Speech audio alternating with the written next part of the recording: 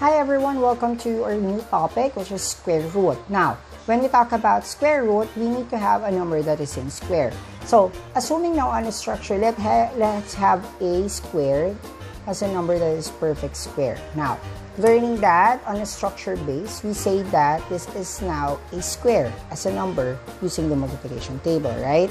Now, what are we going? That's why we talk about square root, is that we want to get now the dimension. So these are the dimension. You have your horizontal dimension and then your vertical dimension. And then when you get the product, the answer is a square, right?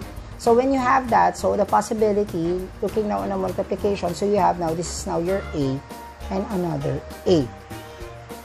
So that is now your possibility. Now, another thing is that we know now what we call a negative number. So there are other possibility. The second possibility, so we have now that, assuming that this is a square. So this is now a square. So other possibility that will lead you to that is that when you multiply two negative number and it will lead you to a positive. So negative A times negative A, that is still a square.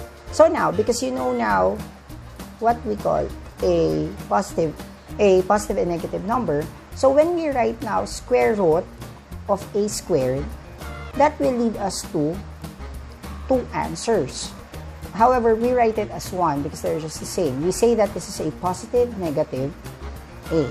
However, the number of roots that you have on a set, we can say that our roots are A and negative A.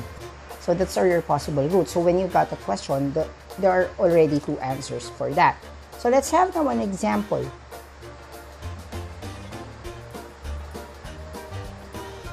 So, on your previous video, we say that 9 is a perfect square number, right?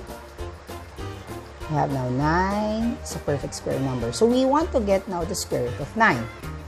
So, the square root of 9 is positive, negative 3. So, that is now your roots for square root. Because you are now aware with what we call the negative and positive numbers. Now, how do we know if our answer is correct? We need to do what we call, what I always do in my class. It's what we call the process of checking. So, to process that, to check that, you need to square the roots. So, you have two roots, so you do it individually. So, the first root that you have is 3, right? So, you have now 3 squared, that will be equal to 3 times 3 is equal to 9. Another one will have now negative 3. Then you make it square. So, we read that the square of negative 3.